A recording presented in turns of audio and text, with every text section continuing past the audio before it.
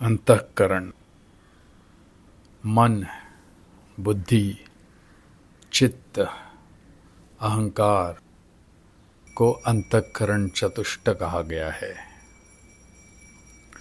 हमारे ऋषियों ने हजारों वर्ष अंतःकरण को बारीकी से समझा है।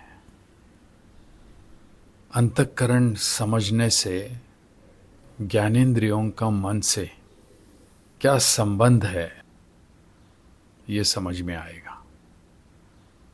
मन यानी संकल्प विकल्प। ज्ञानेंद्रिया जैसे ही माहिती प्राप्त करती है तो विचार उत्पन्न हो जाता है।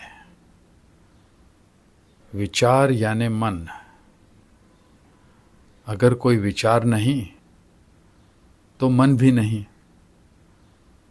मन ही द्वैत का कारण है। बुद्धि निर्णय लेने का काम करती है। तर्क लगा के, पहले अनुभवों को याद करके, अपना हित समझकर निर्णय लेती है। चित्त क्या है? चित्त हमारी स्मृति है, मेमोरी है। जीवन के सारे भले बुरे अनुभव, सीख, संस्कारों का ये भंडार है। बुद्धि चित्त से स्मृति के आधार पर निर्णय लेती है। अहंकार क्या है? अहंकार यानी कर्तापन तथा स्वयं को शरीर रूपी व्यक्तित्व मानना। अहंकार द्वैत का कारण है। अहंकार पूरे अस्तित्व से वैयक्तिक अस्तित्व यानी व्यक्तित्व की कल्पना को बढ़ाता है। पूर्ण अस्तित्व एक है। नाम रूप लेने से हर कार्य मैंने किया तथा उसका श्रेय, उसका फल, स्तुति की अभिलाषी रहता है। ना मिलने से दुखी होता है। अंतःकरण सूक्ष्म शरीर का भाग है। इसे केवल शब्दों से नहीं, चिंतन मनन द्वारा समझा जा सकता है। अंतःकरण शुद्धि करना यानी परमात्मा प्राप्ति के लिए पात्रता बढ़ाना। जितना अंतःकरण शांत होगा, सात्विक होगा, विचार परमात्मा की भक्ति, श्रद्धा के होंगे, उतना ही आप परमात्मा के पास होंगे। अज्ञान की परिसीमा। अपने आप से दंभ, धोखा, ये अज्ञान की परिसीमा है। अपने आप को फंसाना अज्ञान की परिसीमा है। इंद्रियों के चपेट में आके बाहरी जगत को सत्य मानकर पूरा जीवन बिताना, जीवन को व्यर्थ समाप्त करना है। कुछ अज्ञानियों को ज्ञान प्राप्त करने के कई बार अवसर मिल जाते हैं, परंतु वह अभ्यास की कमी या गुरु ना होने से ज्ञान प्राप्त नहीं कर पाते हैं। स्व के समीप आकर भी मिलना नहीं होता। संदेह भरी बुद्धि उन्हें भ्रमित कर देती है, स्व से दूर रखती है, अंधकार में धकेलती है। अपने आप को अज्ञान में रखना अपने आप को धोखा देना है। गुणातीत। हर मनुष्य में 3 गुण मिलेंगे: सत्व, रज तथा तमो। परंपरा कहती है सत्व को बढ़ाना है तथा रजोगुण और तमोगुण को कम करना है। सत्व बढ़ाने से सदाचार बढ़ेगा, उत्तम विचार आएंगे, अयोग्य विचार नहीं आएंगे, अंतःकरण शुद्धि में फायदा होगा, साधना प्रभावी होगी। क्या केवल सात्विक गुण बढ़ाने से बोध होगा? नहीं, बोध गुणातीत होने से होगा। बोध से आगे जाएंगे तो बुद्धत्व मिलेगा। शब्दातीत, गुणातीत, तर्कातीत केवल ईश्वर तथा गुरु के अनुग्रह से संभव है। अविद्या बड़ी ढीठ है, उसे निकालना बहुत कठिन है। अविद्या मन को दौड़ाएगी, चंचल करेगी। मन कभी भी सहज नहीं बन पाता। अनुसंधान, अभ्यास, साधना अविद्या को, देहाभिमान को नष्ट करेंगे। मिट्टी का घड़ा। घड़ा तुम्हारी सोच है। घड़ा मिट्टी है, केवल मिट्टी ही है। कुछ समय के लिए मिट्टी कुम्हार द्वारा घड़े का नाम रूप प्राप्त कर लेती है। टूटने के बाद दोबारा मिट्टी में लय हो जाती है। फिर घड़ा कहाँ? पर मिट्टी तो पहले भी थी तथा अब भी है। शरीर भी पंच तत्वों के मिश्रण से बना है। नाम रूप ले लेता है। मृत्यु के पश्चात दोबारा पंच तत्वों में विलीन हो जाता है। घट के अंदर के आकाश को घटाकाश कहते हैं। घर के बाहर के आकाश को महाकाश कहते हैं। जब घट ही टूट जाता है तो भीतर के आकाश तथा बाहर के आकाश में ना अंतर था ना अंतर है, एक हो जाते हैं। घटाकाश महाकाश पहले भी था, घट टूटने के बाद भी है। शरीर के अंदर आत्मा है, बाहर सब जगह ब्रह्म है। परंतु क्या आत्मा तथा ब्रह्म में कोई अंतर है? नहीं है, केवल शब्द अलग अलग है। आत्मा ब्रह्म एक ही है। आत्मा ही चैतन्य है। सारे सोए हैं। थोड़ा धीरे बोलिए। सारे सोए हैं। जगत में सारे सोए पड़े हैं। कुछ कुछ जग गए हैं, पर जो सोए हुए हैं उन्हें जगे हुए लोगों की आवाजें पसंद नहीं। उन्हें सोना है, उन्हें सोने में ही सुख मिलता है। अज्ञान का अंधकार अच्छा लगता है। ज्ञान का प्रकाश उनसे कोसों दूर है। हो सकता है कभी भी प्राप्त ना हो। ये जीवन अंधकार में ही समाप्त हो जाएगा। ईश्वर से प्रार्थना ये करे कि वे मुझे अपरा से परा विद्या जानने में सहायता करें। मुझ पर ईश्वर तथा गुरु का अनुग्रह हो, मुझे स्वरूप में स्थित होने का मार्ग दिखाए,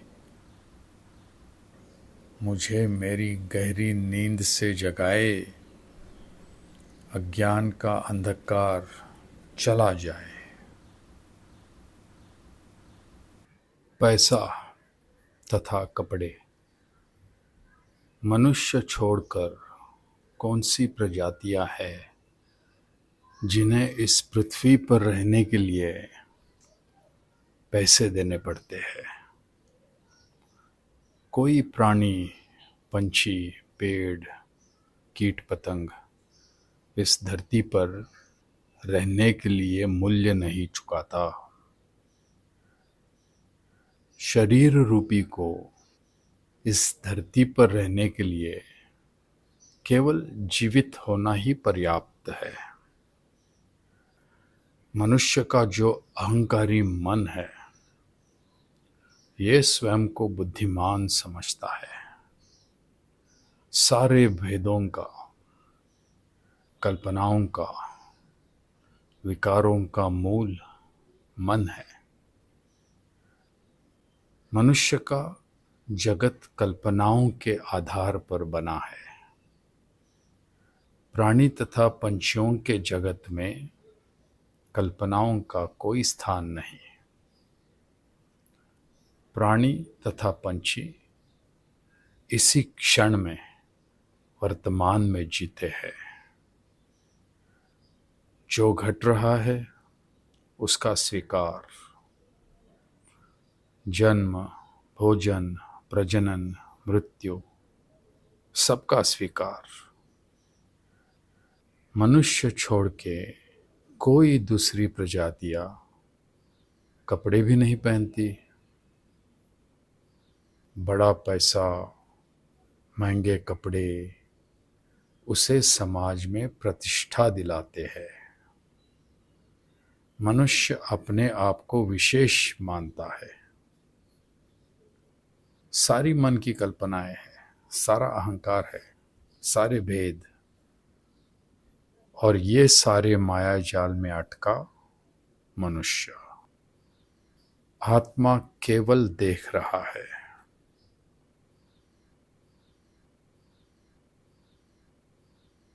स्वर्ग कहाँ है? भारत भूमि का भ्रमण किया तो स्वर्ग देख लिया।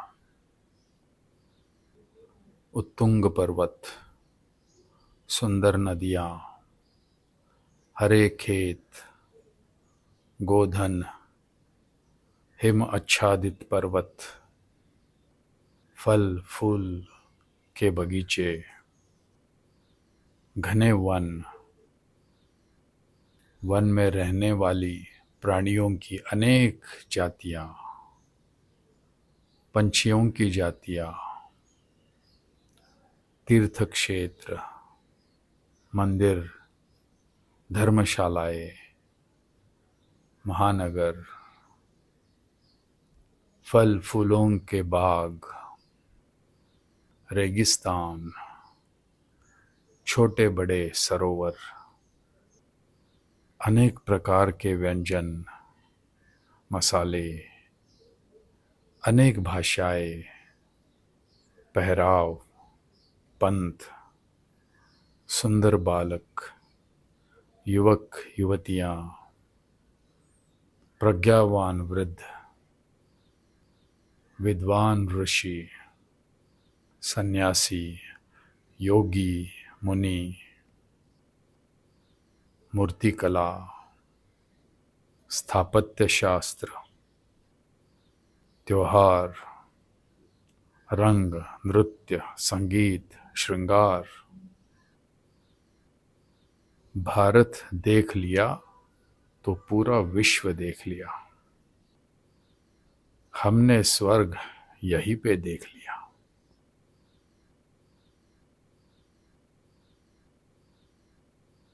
परग्रह से कौन आया? बुद्धि का खेल तो देखो, पूरे प्राणी पंछी विश्व को मनुष्य से नीचा दिखाकर मनुष्य को पृथ्वी का स्वामी घोषित कर दिया। सबसे बुद्धिमान, प्रगत, महत्वपूर्ण जीव घोषित करके पृथ्वी के संसाधनों पर काबू कर लिया। पृथ्वी के इतर प्राणी पंछियों को दास बनाया, संहार किया, उनके अधिकारों की अवहेलना की, पृथ्वी को क्षति पहुंचाई, जंगल तोड़े, सागर जोड़े, पहाड़ काटे, परमात्मा की व्यवस्था का विरोध किया। और विडंबना तो देखो, उसके पश्चात निकले हैं ये ढूंढने कि परग्रह से कौन आया। ब्रह्म अंतरिक्ष से आए हुए प्राणी कौन से है? गहन प्रश्न है। मानव छोड़ अगर इतर प्राणी प्रजातियों को हम पूछेंगे और अगर वे बोल पाते तो तुरंत मनुष्य की दिशा में उंगली निर्देश करेंगे। उसके कारण भी अनेक है, तर्कसंगत है, परंतु मनुष्य की बुद्धि नहीं मानेगी, क्योंकि अहंकार क्रोधित हो उठेगा। पृथ्वी पर कौन सा जीव प्राणी पंछी है जो इस प्रकार के व्यवहार करता है? जरा देखे तो। मनुष्य कपड़े पहनता है, इतर कोई जीव नहीं। मनुष्य झूठ बोलता है, मनुष्य क्रूर है, अत्याचारी है, व्यभिचारी है। मनुष्य कल्पनाएं करता है। मनुष्य जंगल से बाहर रहता है। मनुष्य पका हुआ निकृष्ट अन्न खाता है। मनुष्य मनोरंजन का दास बन चुका है। मनुष्य सृष्टि को आघात करता है। तो जरा सोचे, परग्रह से कौन आया?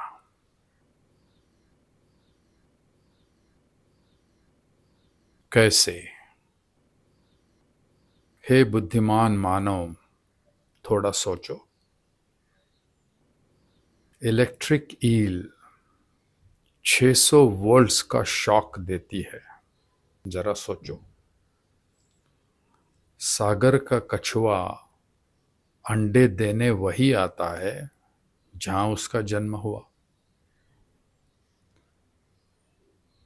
सामन मछली अंडे देने वही आती है जहां उसका जन्म हुआ। दीमक जमीन के नीचे पूरा शहर बसा लेती है। हथनी का बच्चा मां के गर्भ में 2 साल रहता है। शेर की दहाड़, व्हेल की सीटी, हाथी की दहाड़ सुनते ही हम पसीना पसीना हो जाते हैं। ऑक्टोपस त्वचा का रंग बदलता है तथा कैमिलियन भी रंग बदलता है। स्नेल 2 साल सोती है। सागरी मैंटिस के मुक्के में बहुत शक्ति होती है। हंसों का जोड़ा मृत्यु तक साथ रहता है। शार्क मछली पानी में कई किलोमीटर से रक्त को सूंघ लेती है। डॉल्फिन तथा व्हेल मनुष्य का सागर में रक्षण करते हैं, मैत्री करते हैं। डॉल्फिन के नाम भी होते हैं, उनकी भाषा भी है। ये है प्राणी पंछियों का खेल। ये तो एक छोटी सी सूची हो गई। लंबी सूची बनाओ तो सूची का अंत ही नहीं। बुद्धिमान मनुष्य यदि इस पर चिंतन करे तो अपनी बुद्धिमत्ता पर अहंकार करना छोड़ दे। परंतु धन कमाने में व्यस्त मनुष्य को ठहरने के लिए, चिंतन के लिए समय कहाँ। भोजन में रुचि। अज्ञानी भोजन से आसक्त रहता है, अच्छे व्यंजनों की अपेक्षा करता है, नए पदार्थों की खोज में रहता है। स्वादिष्ट भोजन ना मिले तो दुखी हो जाता है। भोजन में आवश्यकता से अधिक रस लेता है। ज्ञानी भोजन को शरीर की आवश्यकता मानकर योग्य मात्रा में, योग्य समय पर भोजन करता है। कभी व्यंजन मिले तो ठीक, ना मिले तो भी ठीक, उसके पीछे नहीं भागता। प्रारब्ध से जो मिले, विवेक से जो योग्य हो, उसका स्वीकार। अज्ञानी का हर दिन का जीवन सत्य ना जानने से बड़ा कठिन, नीरस, अर्थशून्य होता है। उसे वह काम करने पड़ते हैं जिसमें उसे रुचि नहीं है। परंतु धन तो कमाना पड़ेगा, व्यवहार के कर्तव्य पूरे करने पड़ेंगे, तो वह कार्यरत रहता है। संसार के इस दुष्ट चक्र का वह गुलाम बन जाता है। अपने दुख से बचने के लिए छोटे छोटे उपहार या पुरस्कार ढूंढता है, बनाता है, उसे पाके खुश रहने का प्रयत्न करता है। अच्छा भोजन, अच्छा मनोरंजन, अच्छा पोशाक, अच्छा घर, इसमें आवश्यकता से ज्यादा रस लेता है। क्योंकि रसरहीन दिनचर्या से उसे आराम चाहिए होता है, छुटकारा चाहिए। इंद्रियों द्वारा मिलने वाले सुखों के पीछे भागता है, उनसे आसक्त भी हो जाता है तथा ना मिलने पर अत्यंत दुखी हो जाता है। संसार के माया जाल में धंसता चला जाता है।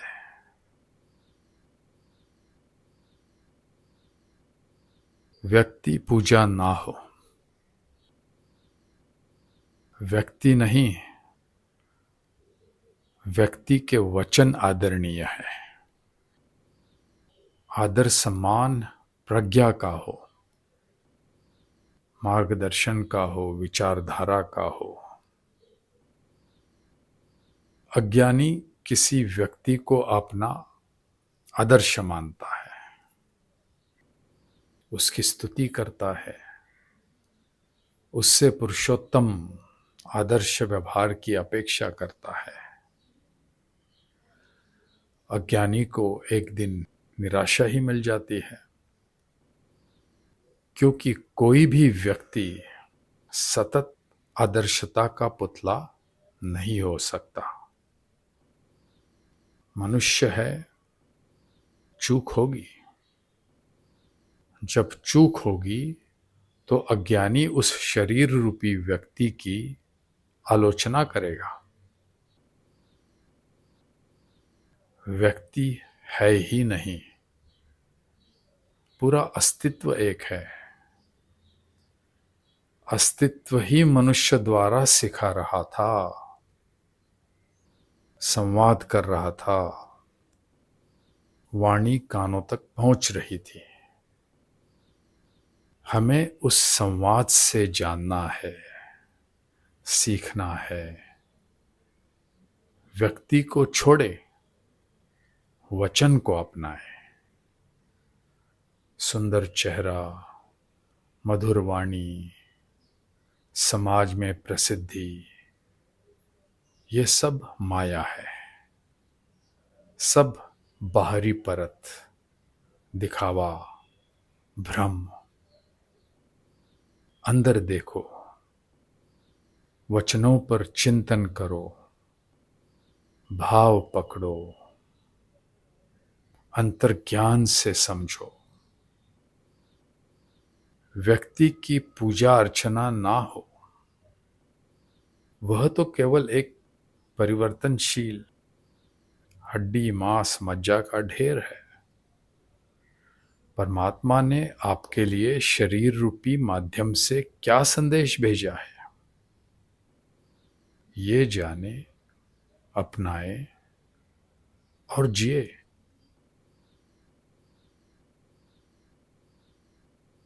अध्यात्म तथा साइंस। अध्यात्म अव्यक्त को जानने का, स्वरूप को जानने का तत्वज्ञान है, खोज है, सत्य को ढूंढना है। विज्ञान या साइंस भौतिक वस्तुओं का शोध है, प्रयोग है। व्यक्त मूर्त वस्तुओं के साथ किया हुआ प्रयोग है। अध्यात्म और साइंस को साथ लाने की कोई आवश्यकता नहीं। एक अव्यक्त का खेल, दूसरा व्यक्त का। हाँ, दोनों हमारे जीवन के लिए महत्वपूर्ण है। अध्यात्म हमें जीवन आनंद से जीने का दृष्टिकोण देता है। साइंस हमें जीवन सुखकारक, सुविधाजनक बनाने का मार्गदर्शन करता है। जिसने योग्य दृष्टिकोण पाया, वह विज्ञान का सम्यक उपयोग करेगा। जिसने केवल विज्ञान जाना, अध्यात्म नहीं जाना, वह अविद्या के अंधकार में ही रहेगा। उसका सुख तथा दुख विज्ञान की दी हुई सुविधा, जो मानव निर्मित है, उस पर आधारित है। अध्यात्म से मिला आनंद सनातन है, अनंत है।